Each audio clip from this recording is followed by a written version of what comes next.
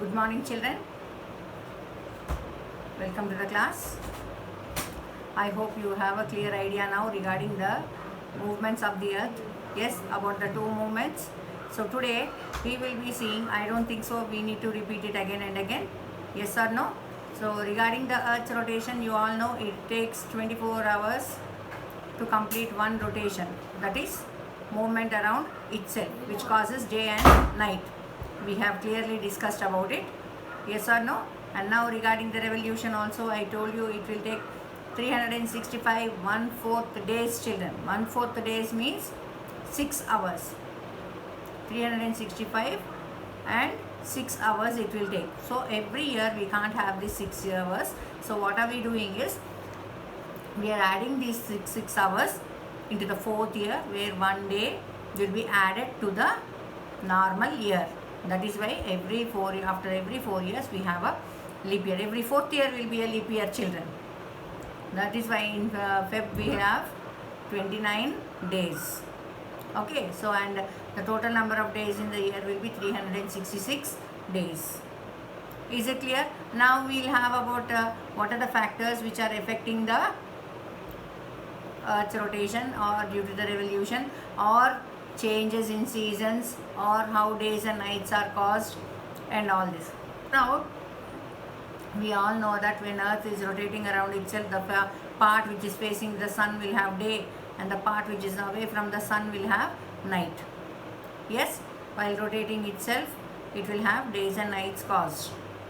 Slowly it will change its positions.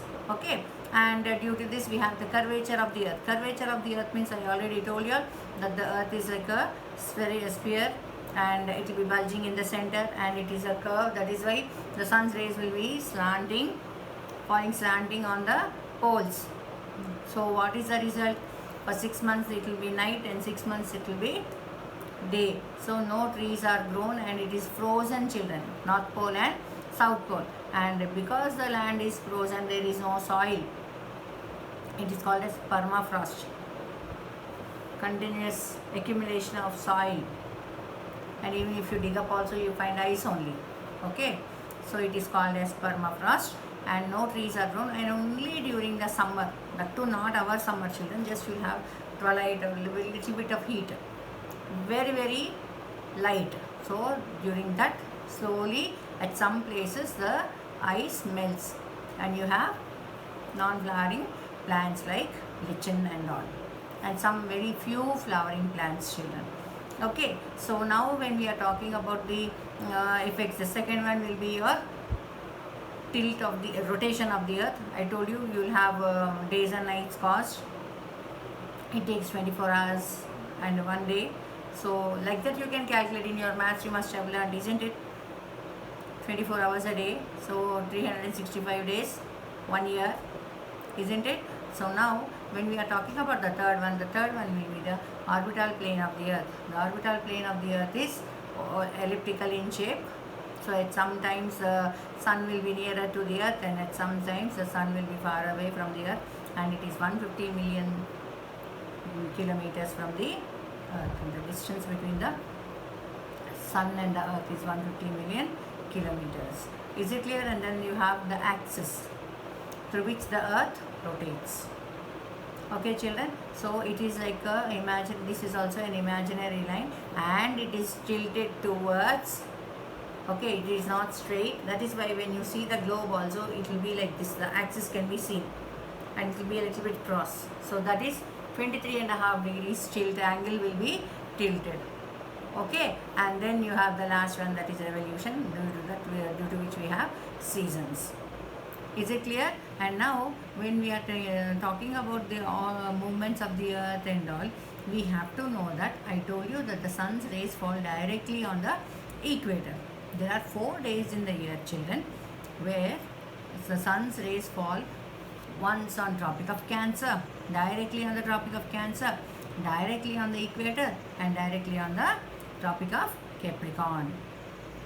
Is it clear? So June 21st is the day on which the sun's rays fall directly on Tropic of Cancer, and then March 21st and September 23rd, on these 2 days the sun's rays fall directly on the equator. So these 2 days specifically will have the equal time of day and equal nights. Understood? That is why they are called as equinoxes. They are called as equinoxes. Equinoxes.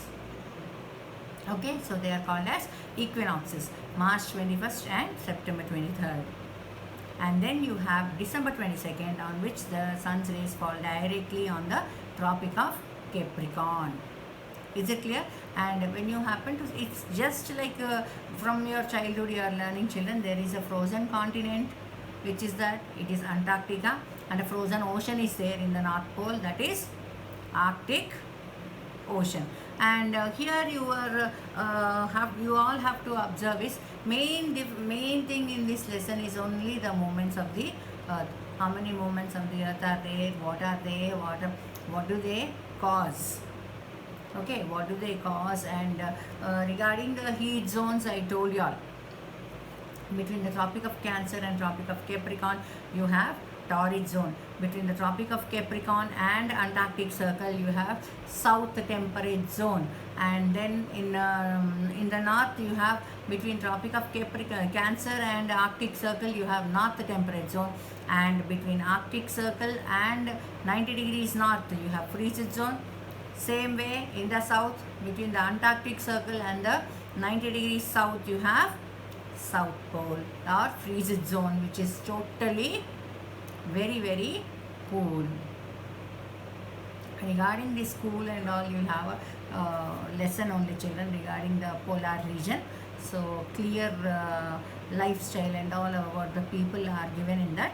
So now I want you to listen once again carefully, and textbook pages I have kept, you just read them, and I hope you have done the work also, children.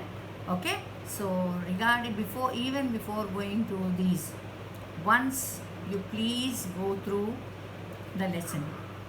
Okay, and it's very, very simple. I hope you understood about the lesson.